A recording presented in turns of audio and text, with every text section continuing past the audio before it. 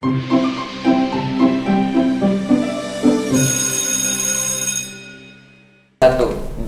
hampir semua orang sukses di dunia tuh jadi polymath. Ada yang tahu nggak polymath? Polymath tuh adalah orang yang menguasai lebih dari satu bidang. Nah, multifungsi. Enggak. Polymath kan multifungsi. Kalau polygamy multi-istri. Ini jokes itu terlalu dewasa.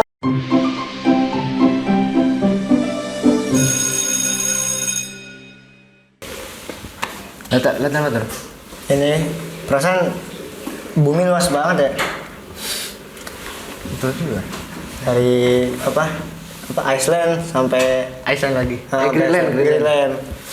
Kira-kira bisa gak sih gue misalnya nanti jadi pemimpin dunia itu? Semuanya gue pimpin dari ujung sampai ujung. Antum jadi ketua saja kemarin gimana coba? Nah, beda bos. Itu kan masih skala kecil. Kalau skala besar mah udah serius. Kalau skala kecil aja gitu? Iya sih. Tapi kan kebayang gak sih kalau misalnya ada gitu pemimpin yang bisa mimpin sampai jangankan seluruh lah, sebagian dunia, kira-kira ada gak sih? Pasti orang apa gimana ya? Pemimpinnya pasti gede banget. Iya sih Tur, kayaknya di dalam sejarah kita ini kayaknya ada sih tuh pemimpinnya. Soal sejarah. Guys. Nih, anak bawa seorang nih. Nih, kenalin nih. Bang, ini senior kita semua nih. Alhamdulillah. Kenalin, namanya Bang Gozi. Masya Allah. Saya udah kenal Mas. Kenal. Saya duduk sini. Iya, siap. Ya. Duduk sini aja nih. Ya, boleh, boleh. Nih. Siap. Bang Goji, Yuk. lagi ngapain sini ya? Lagi ngambil buku tahunan tadi. Biasa. Alah. Bukan kangen sekolah ini ya. Nah, itu. Atau kangen yang ada di sekolah? Wah, siapa tuh? Kan udah lulus semua Mas. Oh iya, Satu betul. angkatan lulus. Jadi kayaknya udah kuliah juga dia. Kalau sudah kuliah udah ada beda lagi ya. Emang siapa sih? Nggak tahu. Sekali. Jangan asal gitu dong. Iya. Tahu. Bang Goji, kan tadi Ana sama Umam sedikit ngalu-halu lah. Kira-kira Iya, coba iya. kalau kita lihat peta dunia ini Bang. Iya. Ini kan luas banget gitu ya. Lebih luas daripada Indonesia. Ya. Udah jelas dah itu. Nah, kira-kira kan gimana sih kalau misalnya ada pemimpin gitu yang berhasil mimpin jangankan seluruh dunia gitu, setengah dunia aja ada gak kira-kira? Sebenarnya zaman dulu tuh udah ada orang yang bisa bukan naklukin ya, mimpin 2/3 dunia. Dan Hampir semuanya itu ya? Hampir semuanya. Jadi Nanggung dikit kayak lagi. hampir semuanya tuh dia udah memimpin dan itu tuh sebenarnya bukan satu orang sih yang mimpinnya. Jadi ada satu suatu Dinasti. pemerintahan yang bisa memimpin gitu, dan salah satu awal atau pemicu yang pemicu dalam peradaban itu tuh ada satu namanya Muhammad Al-Fatih. Dia yang bisa naklukin namanya Konstantinopel. Ada legend banget ya setiap kali sih Muhammad Al-Fatih. Ya, ada filmnya kan? Ada Iya. filmnya. Nonton filmnya nggak? Nonton lah. Itu seru banget. Kalian nonton yang filmnya atau yang seriesnya? Yang filmnya yang Soalnya seriesnya ada dibikin. seriesnya ada. Itu bagus banget Pak. Nanti kalau gabut nonton. Itu bagus banget. Bisa ditonton. Dan dia tuh bayangin ya, jadi gambarannya tuh kayak waktu itu kan Konstantinopel tuh mungkin orang nggak kebayang ya dia tuh kayak apa kalau sekarang. Jadi Konstantinopel tuh dulu tuh salah satu negara adidaya juga, yang mana itu kayak Amerika mungkin kalau sekarang. Jadi kayak itu tuh, sedangkan waktu itu pada zaman itu Muhammad Al-Fatih itu dia masih suatu kesultanan yang nggak terlalu besar. Soalnya waktu itu belum bersatu sama Kesultanan Abbasiyah. Dan jadi waktu itu masih relatif kecil, dan bayangin itu kayak ada orang Depok, bukan Depok sih ya, itu terlalu kecil. Terlalu kecil itu. Ya suatu yang kecil bisa naklukin benteng yang besar, dan bentengnya tuh 3 lapis. Oh, 3 lapis. 3 lapis kayak iklan Tenggo kan. Oh, iya, Pak. lapis-lapis. 3 lapis. Kalau Lego berlapis coklatnya, ini berlapis-lapis temboknya. Temboknya. Dan setiap lapisan tuh ada isinya, ada isinya. sungainya. Mirip Tenggo.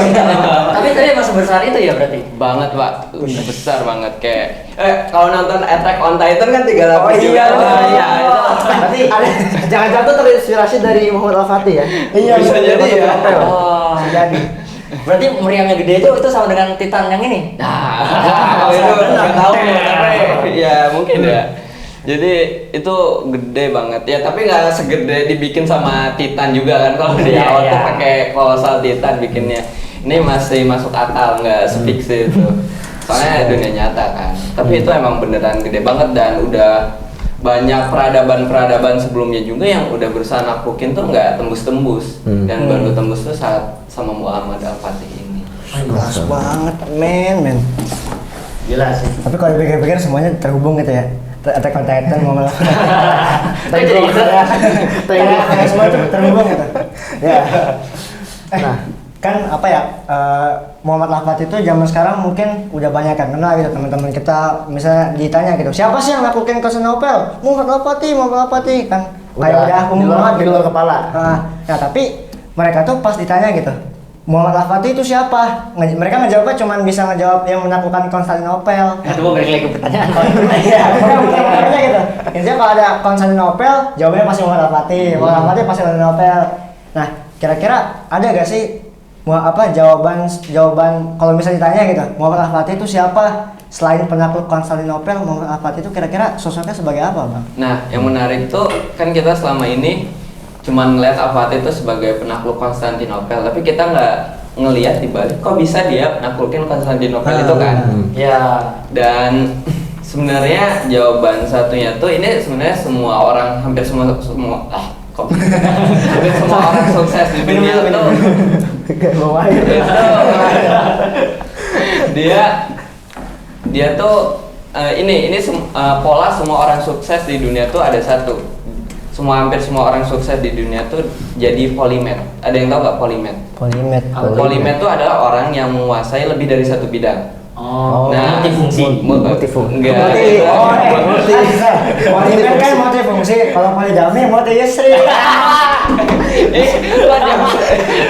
Ini jokes itu terlalu dewasa. Sabar. Kita masih SMA tuh. Sabar. Tiba-tiba kepikiran. Kayaknya nggak semua pantun harus dilempar mas.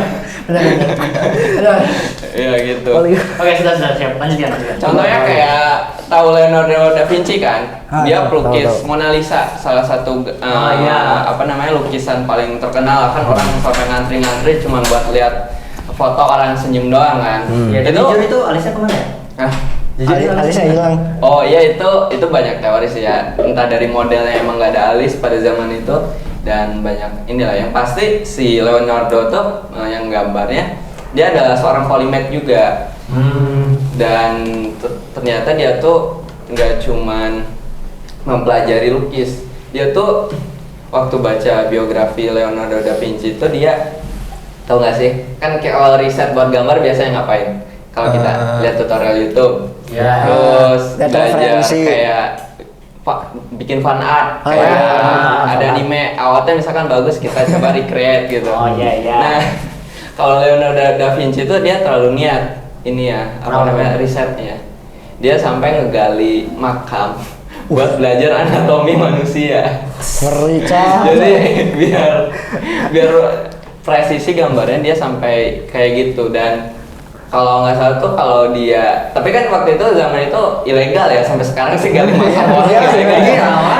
Orang gali-gali sumber, dia gali-gali makam. Sebenarnya ada yang bilang bahwa kalau misalkan Leonardo tuh ngasih tahu ke ilmu kedokteran itu bisa mempercepat ilmu kedokteran bahkan sampai 100 tahunan. Nah, dan balik lagi ke Al-Fatih, dia juga seorang polimet. Jadi dia tuh dari umur berapa ya? Dari kecil tuh udah bisa 7 bahasa. Tapi bukan bahasa daerah ya, Pak. Ini bahasa nasional. Kalau bahasa daerah kita kan bisa Sunda, Jawa. Ini Indonesia sudah luas sekali ya. Iya.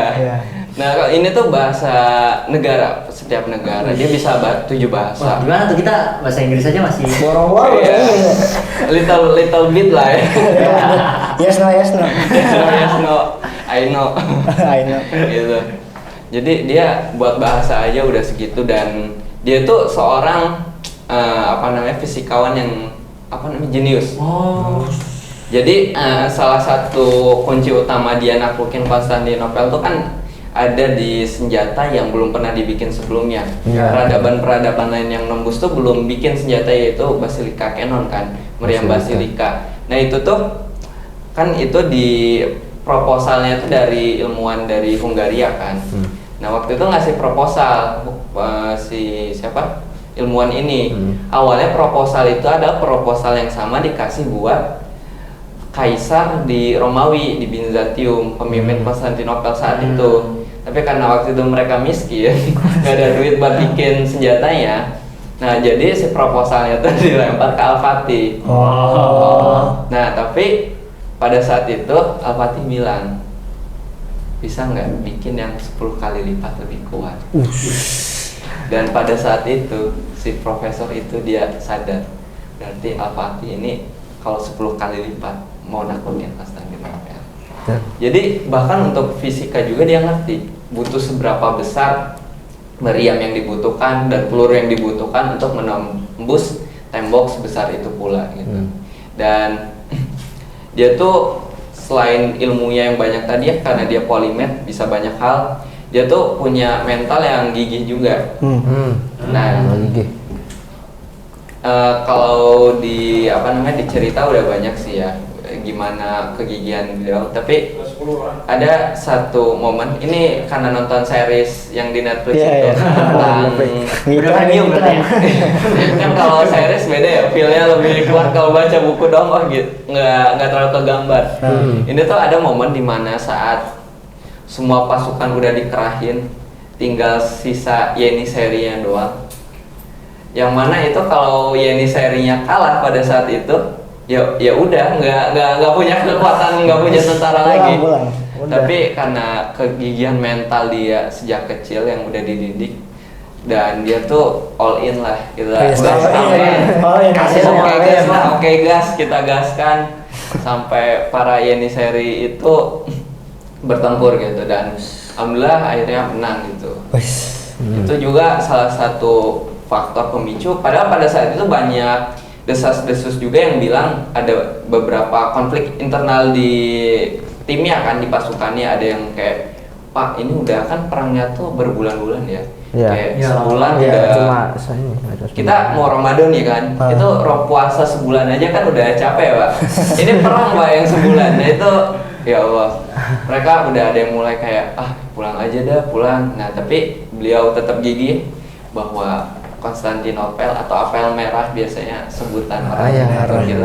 Apel merah itu pasti akan didapatkan. Nah, ini salah satu kekuatannya itu motivasi mentalnya Pak. Gitu. Kelas coy. Kelas pakai Z emang.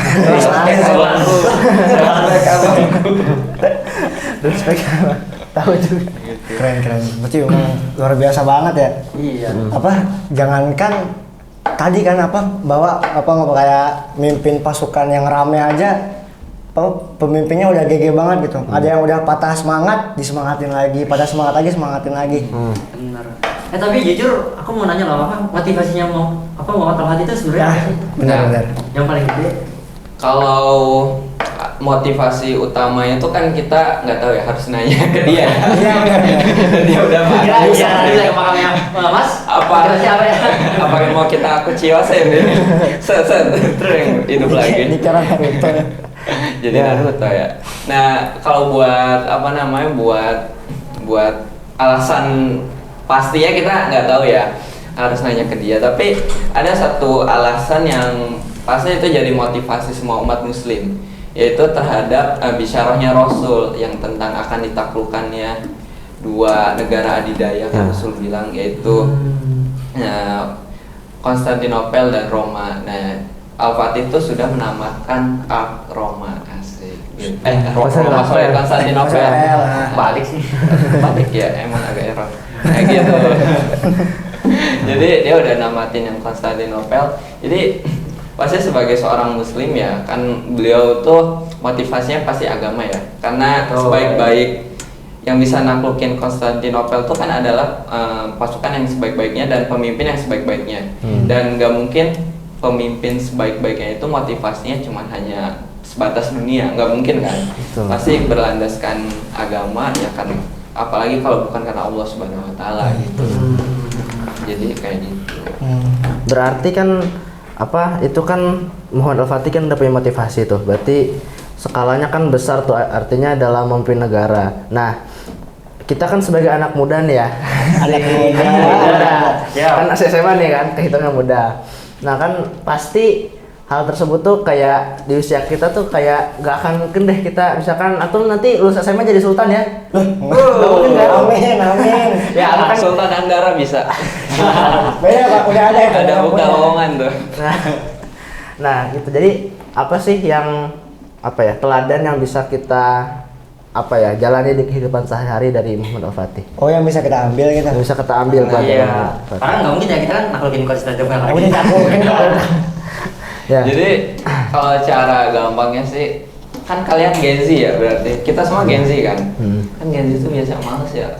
Kalian suka males kan kayak daripada yang susah mending yang mudah kan. Bener. Ya, kalian merasa gitu nggak sebagai Iya Gen Z? lah. Bener, Kalau bener. yang muda nggak pernah susah. Kalau dia Betul, bisa, betul. kalau dia bisa kenapa harus saya? Nah itu.